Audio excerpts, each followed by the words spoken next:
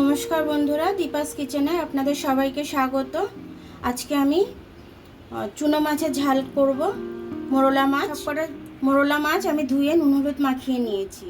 এখানে প্রায় 250-র মতো আমি একটু পেঁয়াজ নিয়ে নিয়েছি, আর আদা রসুনটা আপনাদের দেখিয়ে দিচ্ছি পরে। আমি মাছগুলো আমি ভেজে নেব।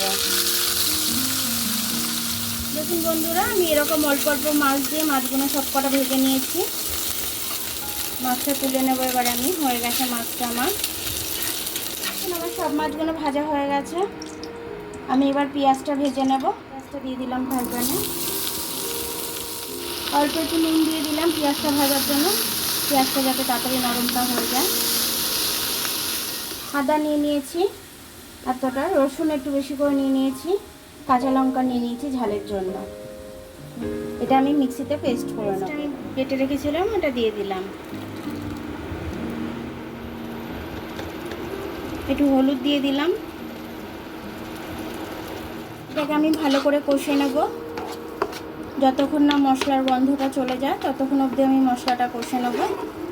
কষে নিয়ে তারপরে আমি দেখাচ্ছি আপনাদেরকে। ঝালের জন্য আমি একটু গুঁড়ো লঙ্কা দিয়ে দিচ্ছি, আর কালারের জন্য একটু কাশ্মীরি লাল লঙ্কার গুঁড়ো দিয়ে দিচ্ছি। এবার এটাকে সবসময় আমি খুব ভালোভাবে কষবো।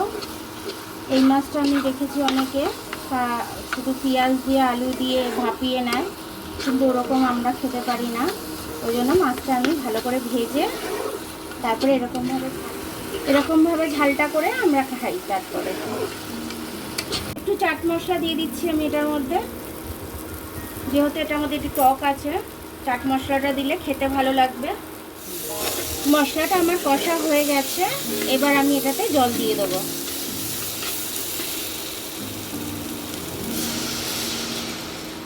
গ্রেভিটা কত সুন্দর হয়েছে আমার। এবার মাছটা দিয়ে দেবো। ঝোলটা ফুটে উঠেছে, এবার আমি মাছটা ভেজে রেখেছিলাম, মাছটা আমি দিয়ে দেবো। এবার আমি ভালো করে মাছটার সাথে কাইটাকে মিশিয়ে নেব, গ্রেভিটাকে। এবার আমি ফুটতে দেবো এটা। এবার আমি চাপা দিয়ে দেবো। আমি এবার ধনে পাতাটা দিয়ে দিচ্ছি। 5 মিনিট মতো ফোটাতে দিয়েছিলাম আমি, কারণ আমার তো ঝোল ফুটেই গেছিলো। তো মাছটাও আমার হয়ে গেছে ঝোল। এবার আমি এরকম মাখো মাখোই রাখবো, রসা রসা টাইপের একটু। টমেটোটা আমার ঘরে ছিল না, তার জন্য আমি অল্প একটু আমচুর দিয়ে দিয়েছি, আর এখানেতে একটু নুন কম হয়েছে, আমি নুনটা দিয়ে দিলাম। এবার এটাকে আমি নামিয়ে নেব। দেখুন আমার মোরলা মাছটা হয়ে গেছে কত সুন্দরভাবে।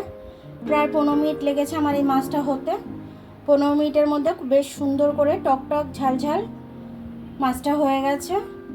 আর এই মোরলা মাছের ঝালটা দিয়ে এক থালা ভাত এমনিই উঠে যাবে, আর অন্য কোনো তরকারি লাগবে না। তো আপনারাও এরকম করে খাবেন, খুব ভালো লাগবে। আমার ভিডিওটা দেখার জন্য অনেক অনেক ধন্যবাদ। আমার ভিডিওটা যদি আপনাদের পছন্দ হয় তাহলে লাইক, সাবস্ক্রাইব, বেল আইকনটা একটু টিপে দেবেন। আর যদি ফেসবুক থেকে দেখেন তাহলে লাইক আর ফলোটা একটু করে দেবেন। আবার কাল দেখা হবে নতুন রেসিপির সাথে। ততক্ষণ আপনারা ভালো থাকবেন, আমি আসছি।